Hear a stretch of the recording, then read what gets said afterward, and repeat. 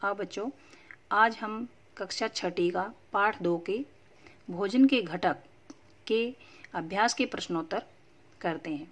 इसमें मैं आपको समय दूंगी, आप इन प्रश्नोत्तरों को अपनी नोटबुक में भी उतार सकते हैं। देखिए, प्रश्न नंबर 1 है, हमारे भोजन के मुख्य पोषक तत्व कौन से हैं? ये मैंने बताया था आपको।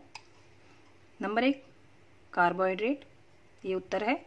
हमारे भोजन के मुख्य पोषक तत्व निम्नलिखित है। नंबर 1 कार्बोहाइड्रेट है। नंबर 2 वसा है। नंबर 3 विटामिन है। नंबर 4 प्रोटीन है। और नंबर 5 खनिज इत्यादि। तो ये हमारे मुख्य पोषक तत्व हैं। अब आते हैं हम प्रश्न नंबर 2 पर।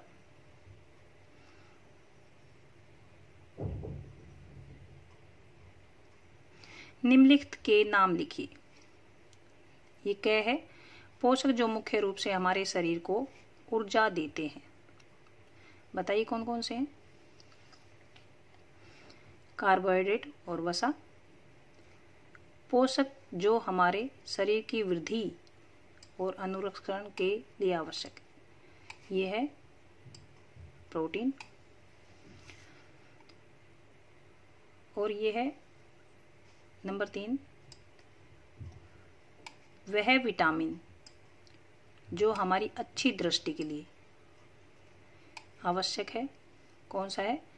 Vitamin A. वह खनिज जो अस्थियों के लिए आवश्यक है, जो हमारी हड्डियों के लिए आवश्यक है, वह कौन सा है? कैल्शियम। तो ये उसके उत्तर है। कार्बोहाइड्रेट, वसा, प्रोटीन, विटामिन ए और कैल्शियम। इसके बाद आते हैं हम प्रश्न नंबर 3 पर।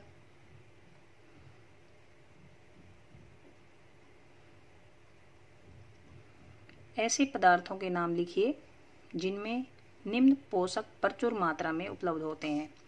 जैसे वसा कौन से खाद्य पदार्थ में है, मंड कौन से में है, आहारी रेशे कौन से खाद्य पदार्थ हैं, कौन से खाने में है जो हम खाते हैं, कौन से पदार्थ में ये, और प्रोटीन कौन से में है।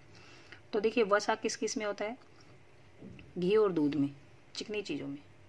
मंड किस में होता है? चावल और आलू में। आहारी रेशे किस में होते हैं? सब्जी और फल में। प्रोटीन किस में होता है? पनीर और राजमा में। इन्हें आप अपनी नोटबुक में लिख सकते हैं।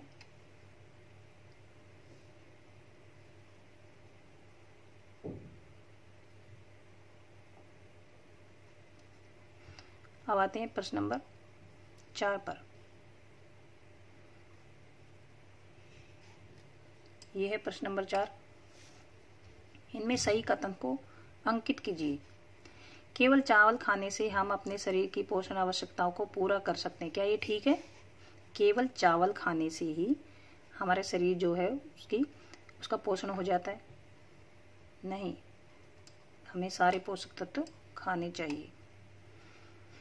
दूसरा है, संतुलित आहार खाकर अभावजन्य रोगों की रोकथाम की जा सकती है। संतुलित आहार कौन सा होता है?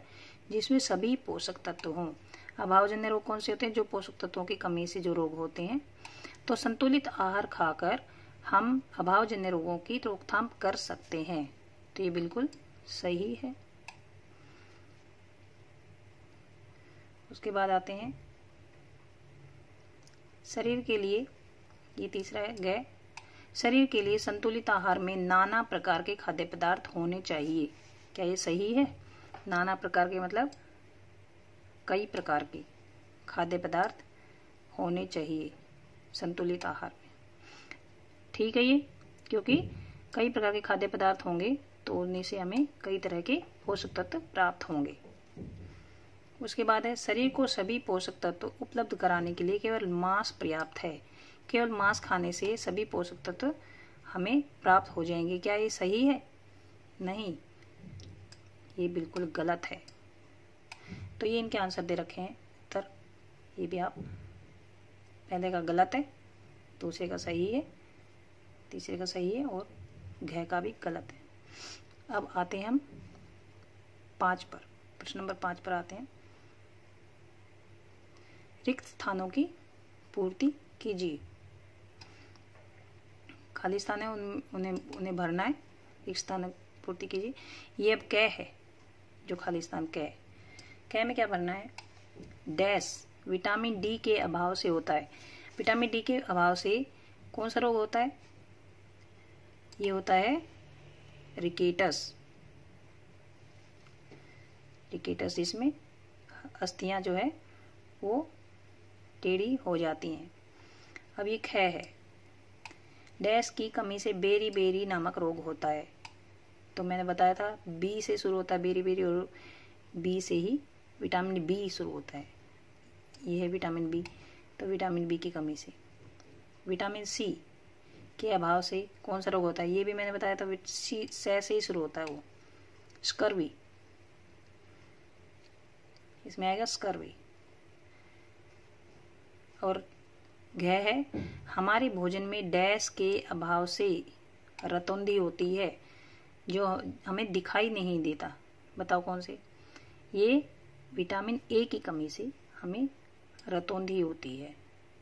तो हमें विटामिन ए खाना चाहिए, जिससे हमारी आंखें स्वस्थ रह सकें।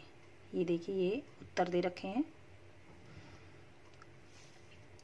ये आप लिख सकते हैं। यहाँ तक हमारे अभ्यास के प्रश्नोत्तर खत्म होते हैं। आप इस वीडियो को देखकर प्रश्नोत्तर अपनी नोटबुक में नोट कर सकते हैं। आगे वीडियो देखने के लिए सब्सक्राइब बटन है, जो लाल बटन, उसको जरूर क्लिक कीजिए, और बेल आइकन है जो बेल बनी हुई है उसको भी क्लिक कीजिए। धन्यवाद।